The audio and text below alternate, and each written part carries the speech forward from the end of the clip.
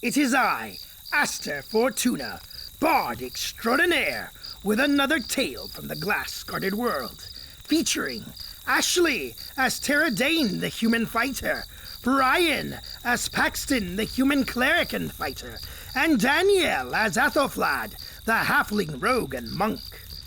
After talking to Trunfeld Three-Teeth, an ogre running the Butcher Block Alehouse, our heroes have determined that the wand fragment they seek is inside the mortuary, a building in Sigil operated by a group of strange death-obsessed people known as the Dustmen. Now they must find a way to get the wand fragment from the Dustmen, either by stealing it, buying it, or fighting for it.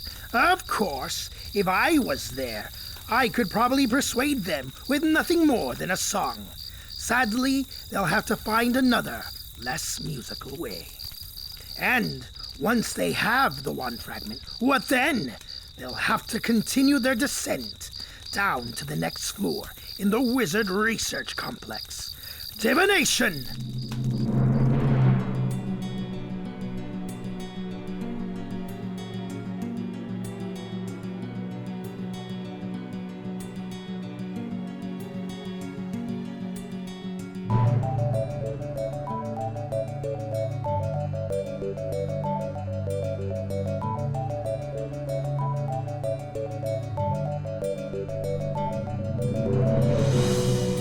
So you're headed to the mortuary?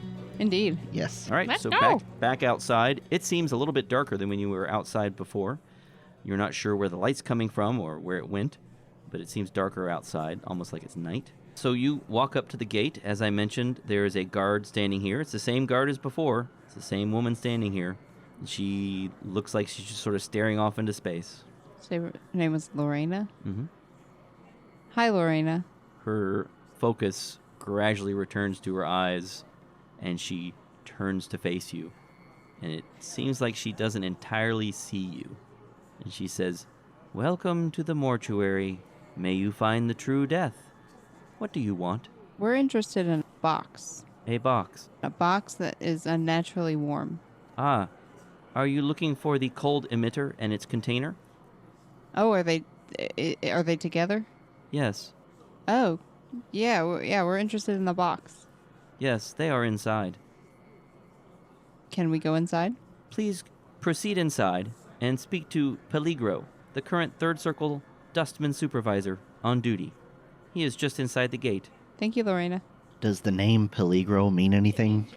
Yeah. Muy peligroso. Yeah, danger. No, it doesn't mean anything to you. Okay, let's go see Danger. Okay, well, inside, you can see this. She's actually pointed to this person. There's this man who is checking carts as they're pulled in, checking the corpses on them, and he's referring to a clipboard where he's got a manifest, and he's just looking them all up and down. Does he look as, listless as she does? No, he does not. He looks more alert. I try to stay under the radar. Okay, so you're trying to sort of stay hidden? Yeah, just very unnoticed. Maybe are there any shadows that I can kind of... If you want to do a stealth check, you could try to disappear, sure. Okay, I'll do Hey, that. what if we tried to sneak in on one of these carts full of corpses? We just pretended to be dead. That'd take us right to that room. I don't want to do that. I don't want to do that. I don't want to do that. You want to do that, Athelflaed? I don't think she wants to do that. Nobody's gonna think that I'm dead. Look at me. It's your rosy cheeks. That's right. Ah. Oh, I do want to make sure that Athelflaed has our potions of invisibility. Okay. Okay. Athelflaed has the potions of invisibility. We have two of them. Two of them. And Okay. you want me to do a stealth check? If you want to. Okay. 23. I want to Alright. make it very clear to Athelflaed that should she have that in her hands and be escaping, she should use those. Mm-hmm. All right. Well, Athelflaed hides behind the taller party members and is relatively unnoticeable. This Peligro fellow, as you walk in, turns toward you and says, "Yes, can I help you?" Yes, we're interested in the unnaturally warm box you guys have. Just the box? Yes. Well, I'm afraid we need the box to go with the cold emitter.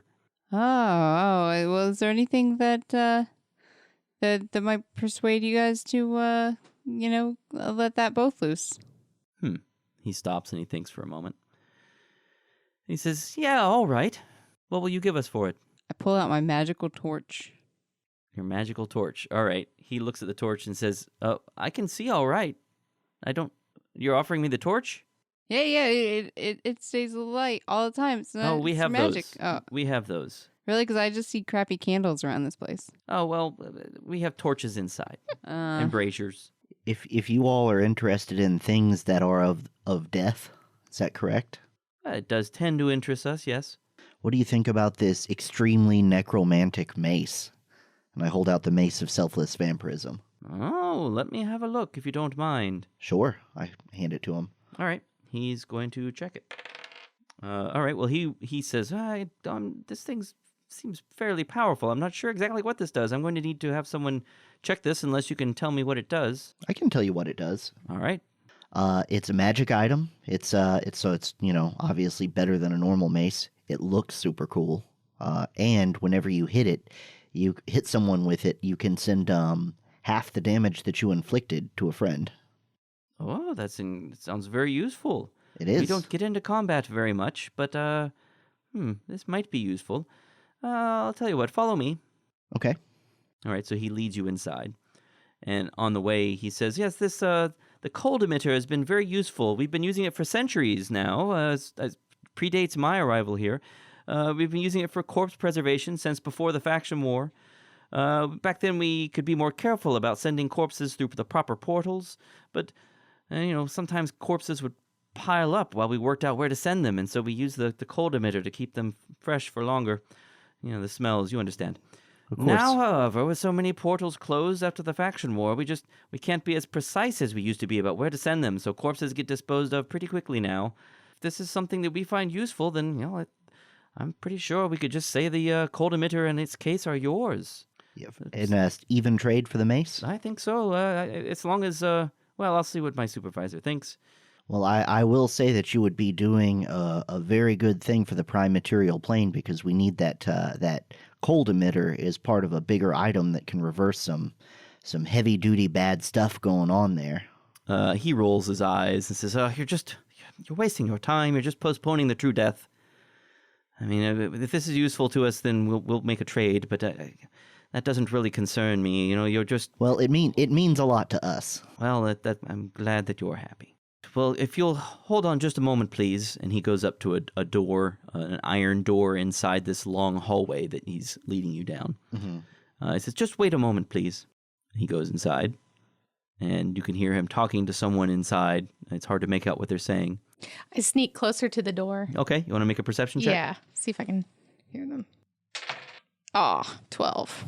Well, you can still make out some of it. Sounds like he's discussing this with someone. This person he's talking to has a really sort of brittle-sounding voice. It sounds like they're on death's door. I'll tell you what, Tara, go ahead. Or no, actually, Paxton, you did the talking. Paxton, make a persuasion check. Alrighty. +0. That is an 11. All right. So he comes back out and says, "This is very good. Could you offer anything to sweeten the deal?" I can. I actually have something that I thought about right after you left that you might be very interested What's in. that?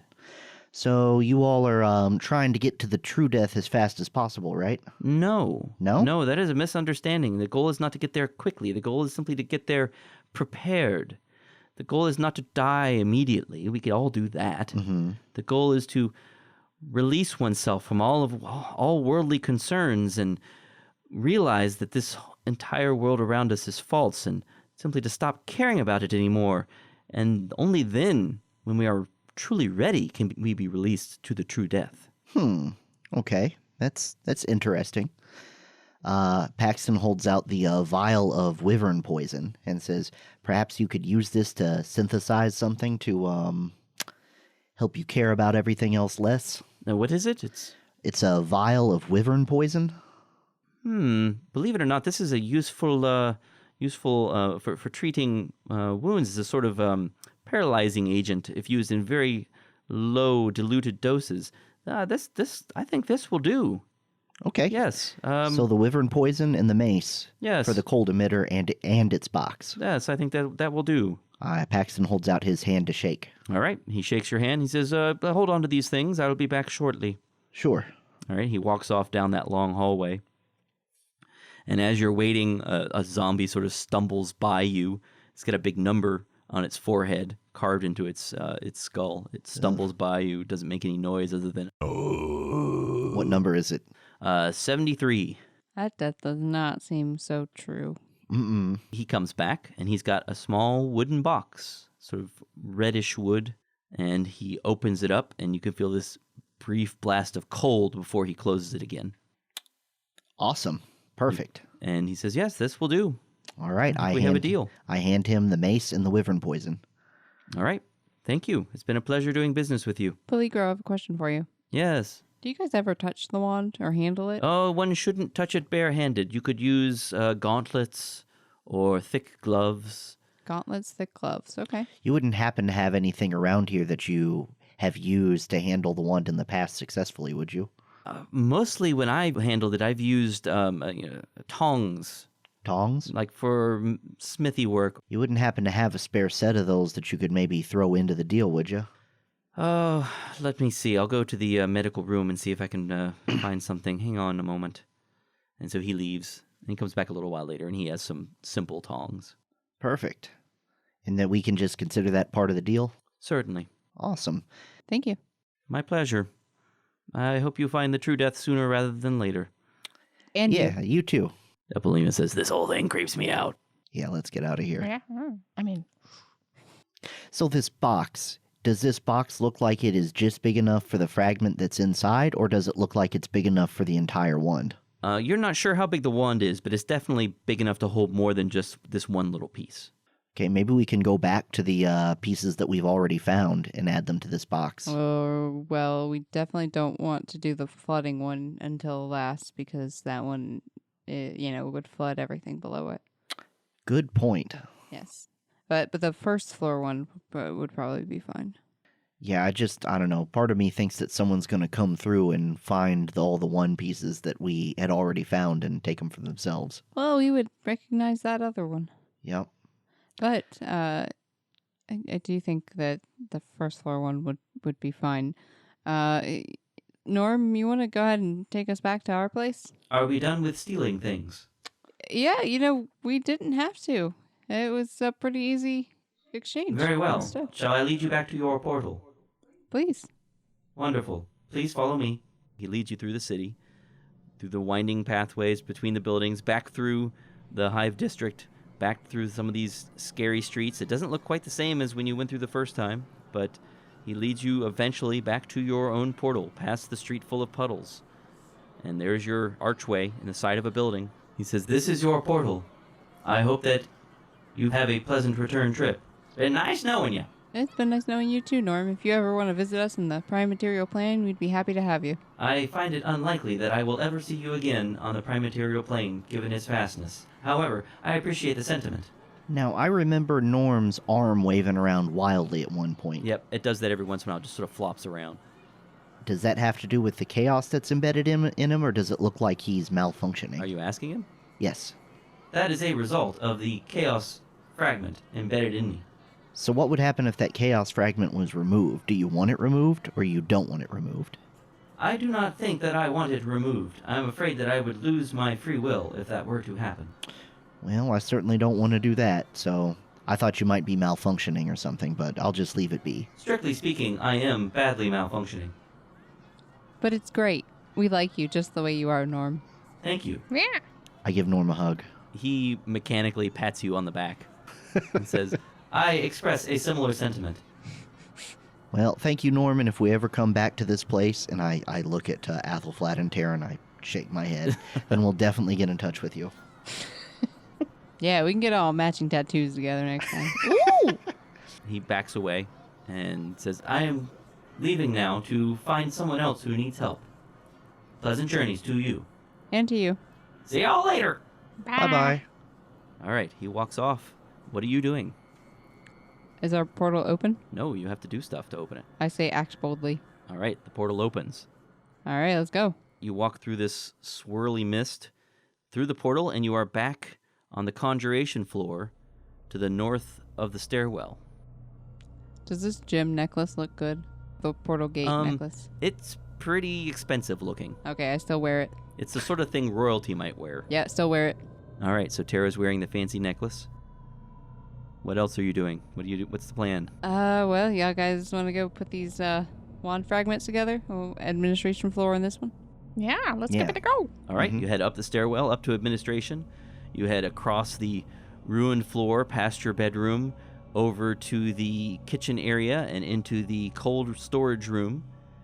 And the wand fragment is sitting there on the pedestal. Okay. We take the box Mm-hmm.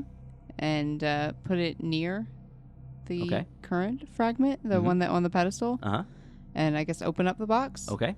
There's an even colder rush into the room. The room gets dangerously cold. Now what do you do? Well, I thought that when they got near each other, they might attach. So it just Right now, the box is just sitting near the fragment, which is on the pedestal. Okay. What do you want to do? Tara has. We'll take the tongs Okay. and use those to grab the one on the pedestal Okay. You grab it. and put it up towards the current fragment. They snap together. Yay. Yeah. And the room gets significantly warmer. The cold starts to dissipate. All right. She closes the box. Okay, you close the box. The cold effect is quickly fading. The room is starting to warm up. Maybe we should hide this somewhere. I think our buddy's gonna start to smell too. Let's get out of this room. Yeah. All right, you walk past the corpse of Upton, back onto the administration main area. Where do you want to go now? Where do you think we could hide this? We could hide it in one of the... We could hide it in our bedrooms. We could hide it maybe in some third-party area where people might not be looking for it.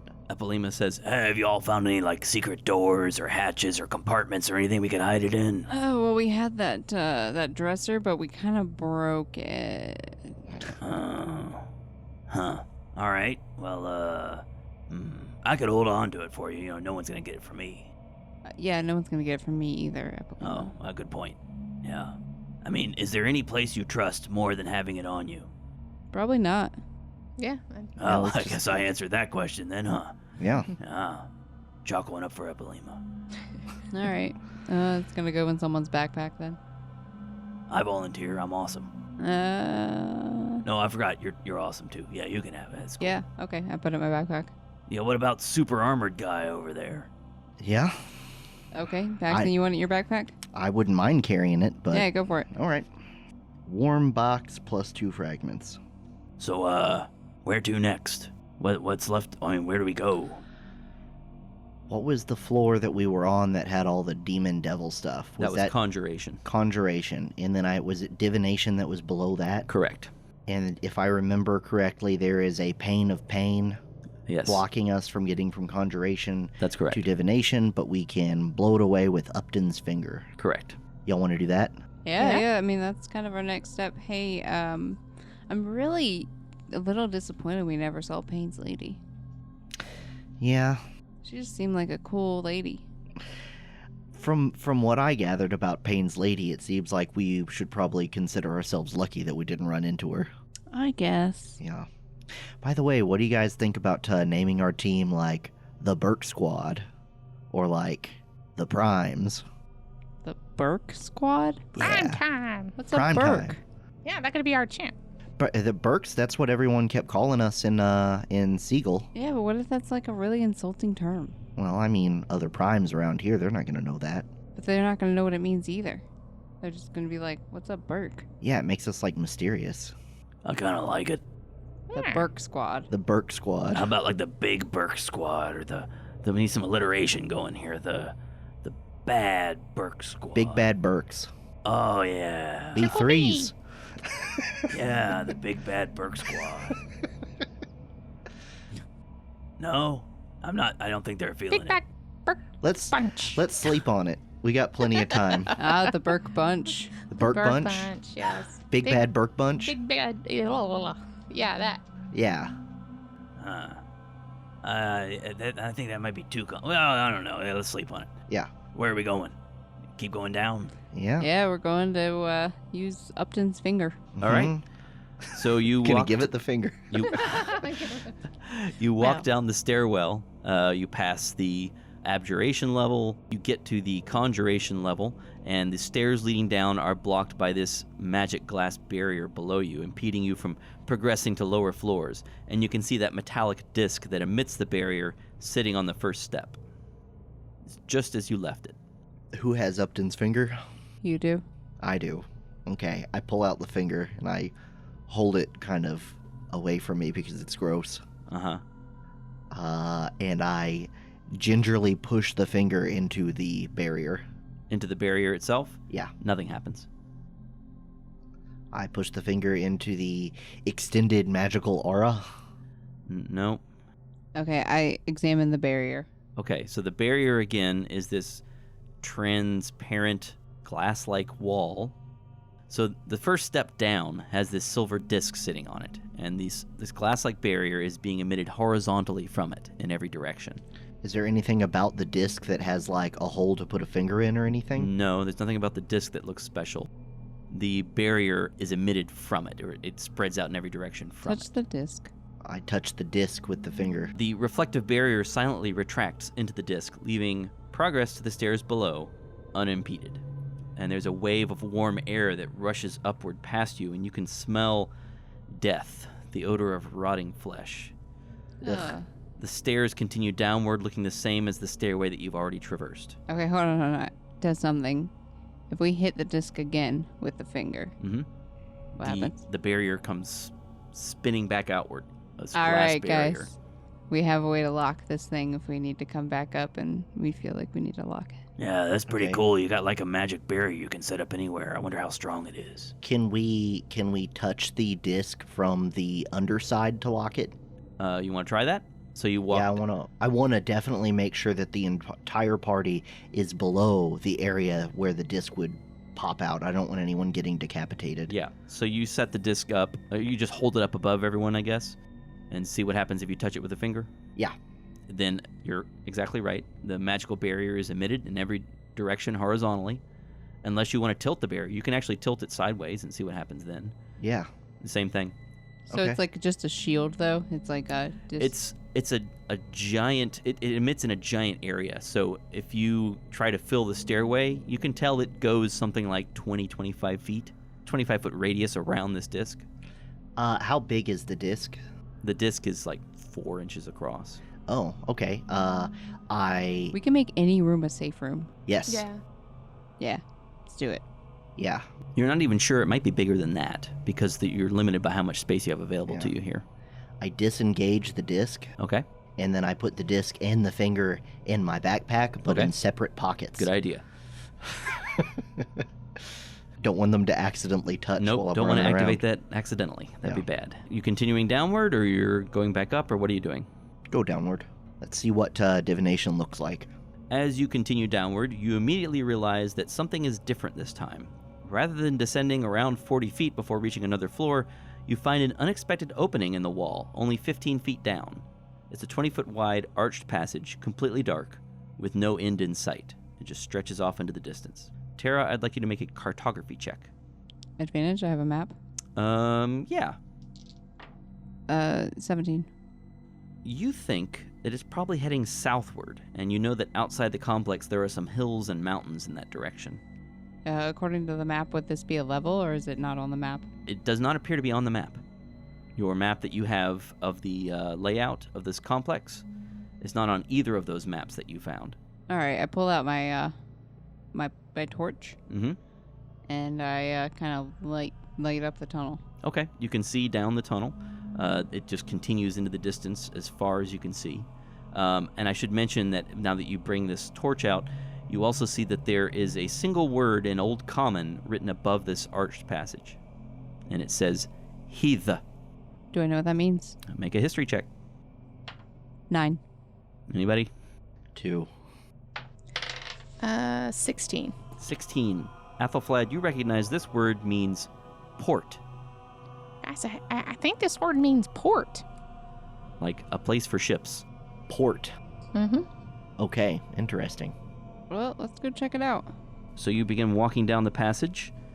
I would like everyone to make a perception check. As you're, I think, probably on edge walking down this hallway. 6. 14. 22. 22. Nice. All right, so Paxton, everyone's keeping an eye out for danger, but Paxton, you're checking out the stonework here, and you notice that this passage was excavated more crudely than the stairwell and most parts of the other floors you've seen so far. This was probably done more recently, you think, and by a different method or a different group of people. There's no sign of recent passage. All right, I relay that to the rest of the group. I say that I don't think that we are on the divination floor. I think we're in some, intermediary area. Yeah. In fact, as you start to head down the tunnel and you look further down the stairway before it passes out of sight, you can actually make out the doorway for the next level down below, and there's a sign above it that says Divination. In fact, you can also see some humanoid figures standing in the dark in front of the doorway, and one of them is looking in your direction with glowing red eyes. Oh. That doesn't sound good. Ow. But they're just watching you. They're not coming toward you. How far away are they? It's maybe another 25 feet down the stairway. They're just barely viewable from where you're standing. So are you heading down the passage, or are you going to go down, or what are you doing? Yeah, I would feel it would go against my completionist nature to leave a passage unexplored. Agreed. So you continue down the passage. It continues straight as an arrow for a surprisingly long time. It must be at least a mile, maybe even 2.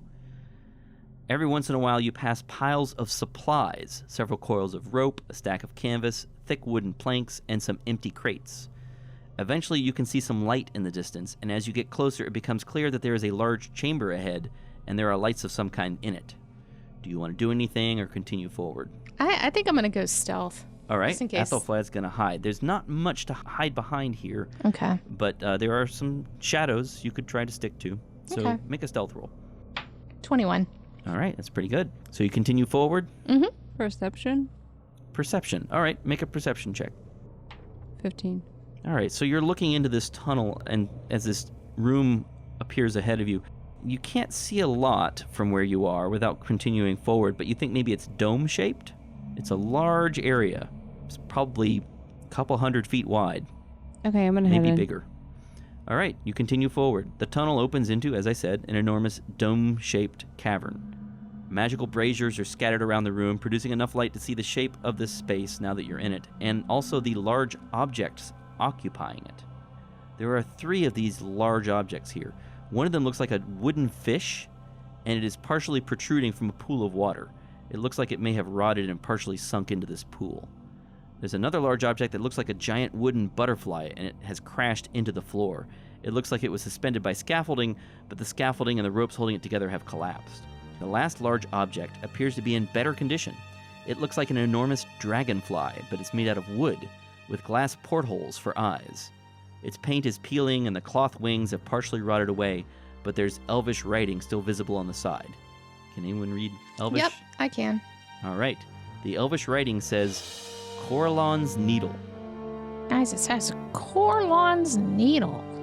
I guess, can I do a history check or something to see if I've ever heard of that before? Yeah, do a history check. 5. Nope. Nope. Doesn't sound familiar. Okay. Tara has a speculation about what these are. Do they look like ships?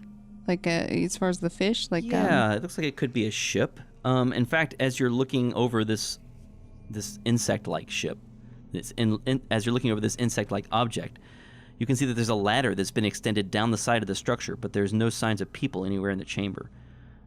As you continue to move forward and look at them, you realize that there are a few piles of cloth, rotten rags actually, around the cavern. One is next to a hammer, one is next to a wooden pole, and one is next to a lever that's protruding from the floor. There are also several cabinets around the room. Okay. So I think, and Tara shares this with everyone, I think these might be some of the ships that people used to sail across the world when all the water was going up. Like maybe they were building these for that purpose. I wonder what that lever does. Kick it. Paxton kicks the lever. All right, I need you to make a strength check because it is kind of rusted in place. That is an 8. It is not going to budge. Tara will help him. Who's going to do this check now? Who wants to make the check? Paxton did it, and now he looks embarrassed that he couldn't do it. So All right. he's like, yeah, Tara, you give it a try. Okay. And Paxton casts guidance on Tara. All right.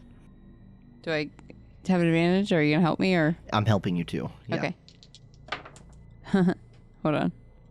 That guidance too. All right, that's good. It's a 16. Okay.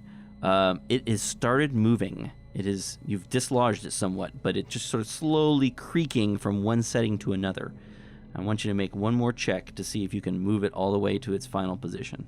Guidance again. Still have advantage? If he's helping you. Mm-hmm. 17. 17. All right. So you manage to move this lever. As you do that, you see that the floor underneath this insect-like object suddenly jerks, and it begins to rise upward toward the ceiling. Is there an opening in the ceiling? And as it moves upward, a round opening in the ceiling moves aside. There's sort of like two doors that start to slide to the sides, and this platform with this insect-like object on it moves up toward it. I wonder if that's pushing it all the way up to the surface. And in fact, you can see sunlight coming through as these doors open. Can we go up there? Well, you'll have to bring the platform back down. You're not standing on it. Okay. I pull the lever again. All right, it moves back into place this time, and the platform begins to move back down with this object on it, and the doors up above begin to close. And then the other things are like a hammer? Yeah, so there's a pile of rags next to a hammer, and a pile of rags next to a pole, and then there's a pile of rags next to... What's the other thing that it's next to? The lever. Yeah, exactly. A hammer, a wooden pole, and a lever. I'm going to search through the rags around Okay. the other stuff. Okay, make an investigation check. Okay. It's 19. All right, so as you begin playing around with this pile of rags next to the lever, it kind of moves a bit, and it looks like it's trying to take on a form, but it just can't do it. It's too rotten. It's full of too many holes. You think this was a rag golem. Aw. Aww. Paxton, repair it. Yeah, mend. All right, so you mend it back into the shape of a rag, but you realize there's just not enough magic left in this thing anymore. It's just not able to function. I don't think there's any way I can pump more magic into it. It's just sort of convulsing. This makes Tara miss Lumpin so much. Trying to think if there's a way that I can, like, put it out of its misery. I mean, you could burn it. Burn it? Yeah, I firebolt him. All right, it burns up. Goodbye, little friends. The dragonfly thing, it looks in... You said looked like it was in disrepair, like it would never fly, right? No, actually, it's in much better shape than the other things. The paint's peeling off, but it's in relatively good shape compared to those other But the cloth on the objects. wings. Right, do we Cloth think it- has some holes in it. Do we think it would have flown, or was it a ship, like a water ship? I mean, with, Yeah, you're not cloth sure. sails. There is a ladder up the side of it. I would like to check the cabinets first. All right, you check the cabinets. They are labeled. They are labeled according to what they contain: wood, nails, sailcloth, rations, although they're probably expired, rope, tools, and other repair materials. I get some rope. All right, there's lots of rope here. All right, I'm gonna get like another 50 feet of it. Okay. And it says repair materials. I want to check that one out. Yeah, so it has bits of metal, like metal rods, sheets of metal, bits of glass. I think we could use the sailcloth to repair the wings on the dragonfly I just don't know what the purpose of that would be. to fly with it. We need to go underground. Yeah, but eventually we're gonna want a cool plane. Yeah. Okay. Let's go check out the ship. The dragonfly? Yeah, I would like to go Okay, up the you're ladder. climbing up the ladder. Okay. Actually, first I would like to check and see if the ladder. I think it will hold us. Yeah, make a, I guess, investigation check, or just try it and see what happens. All right. I got a 5, so I think I'm gonna just go up it. It looks good to you. Yeah, it holds you. You climb up the ladder. You look over the gunwale. The back of the ship is reinforced with a metal frame. Most of it is stained and varnished, though the tail section is painted purple. There are 2 cargo hatches on the floor, a door to your left that leads into the cabin, and a ballista mounted on the deck. Ooh. A few short steps lead to an upper deck around a mast that sticks up above the cabin. There are no sails on the mast, and it's not even clear what use it would serve. And then there's a cabin door, like I said. Go to the cabin first. All right, you go to the cabin. The door is locked. Hey, Athelflaed. I'll go ahead and give it a go. So I try to use my Lockpick. Thieves' kit? Yeah, not enough Thieves' caffeine tools? today. Yeah, thank you. Mm-hmm. So I have to roll, right? Yep. So, D20 plus your proficiency bonus plus your dexterity bonus. okay. 21. You did it. All right. Athelflaed unlocks the door. It's an old lock, but you're able to get it open. You swing the door open, and you see a short series of steps that leads down a hallway, 15 feet long. At the end of the hallway are 2 doors, one on the left, one on the right, and beyond that, the hallway opens up into a larger room that must be the bridge. The mast from above extends down into this space here through the bridge, right at the end of the hallway, and continues down into the floor below. Do you want to go in? Can we see anything below? There's nothing moving around. Okay. You can see there's this hallway that leads down into this more open space, and there's a door on the left and a door on the right. I'd like to use the torch Okay. to kind of peek in there, see if we can see anything. Okay. You think you can see a chair, an ornate wooden chair down that hallway? And that's it. Yeah. Okay. It's all you can see from here. The room opens up, but the hallway is sort of blocking your view of that larger room. Okay. Can we hear anything at all? Make perception checks. Okay. 13. 20. Is Paxton making one? No, Paxton is digging through the cargo hold. We'll come back to that. You don't hear anything. It Okay. is completely silent in here. I'm going to walk down to the chair. Yep. You enter the hallway. Meanwhile, Paxton is exploring the storage area down below in the hold. Mm-hmm. This cargo hold is 45 feet long and 15 feet wide. There are 2 large hatches above that open to the rear deck. A few supplies are stacked around the area, 2 piles of ballista bolts, a large coiled rope, a stack of wood, a barrel full of nails, and several empty crates. Boring. Boring. All right. So you're going to go rejoin the party? Well, that was one cargo hold. You said there were 2 cargo There are holds? 2 hatches. They both open into the same space. Okay, and it's just ballista stuff? Yep. Okay, so I'm walking down the hallway, and I'm going in the direction I think Athelflaed and Tara went in. Okay, back to Tara and Athelflaed. You walk down to the chair. This room, this bridge area, is dominated by an ornate wooden chair. Every inch of it is covered in carving resembling leaves and branches. There are cushions attached to the seat and the back, but it looks like they have lost some of their comfort thanks to the passage of time. There are 2 enormous bulbous windows, each of which is actually made up of many smaller glass panes, held together by an elegant metal framework. Painted just above the front windows is a phrase in Elvish. And I read it. You read it. It says, "Though we may visit all the spheres, to the Feywild shall we return." All right. I tell Tara what it says. The heck does that mean? I don't know. Epilema is following you. She says, I don't know. That's some seriously elven stuff, though. Tara sits in the chair. all right, I'll describe a little bit more of the room. You sit in the chair and you don't feel anything happen or anything interesting about the chair. There's a metal bar running around the rim of the cabin, probably for gripping, although there's a compass embedded in it at the front of the cabin. 2 simple seats can fold down from the walls as well. The strangest thing in the room is a tall wooden cabinet. It has a glass window at the top, about eye level. A dim blue glow is emanating from this glass window, and the label at the top says Stasis Chamber in Elvish. I'm relaying this to Tara. Okay. The hinged front panel has a metal plaque just under the glass window that reads in Elvish, and Athelflaed, I guess, reads this back to you. Mark 3, 10-minute stasis equals 1 hour rest. Someone is inside the stasis chamber. You cannot see anything but their closed eyes inside that small window, bathed in blue light. Tall or short? Tall. Tall. Okay. I call over. Hey! Hey, Paxton! Tara was thinking about what a great captain she would have made if she had decided to be a ship captain, and now she's totally distracted by this body. What do you want to do? I'll open it. All right, you open it. The door opens with a hiss, and the figure inside collapses to the floor, falling out of the stasis chamber. It is humanoid in basic shape, though it has a long tail that narrows to a point. 2 horns grow out of the top of its head, though one appears to have been sawed off. He, and you would guess it is male, is wearing black robes with red trimmings that match his red skin. Black tattoos are visible on his arms and neck.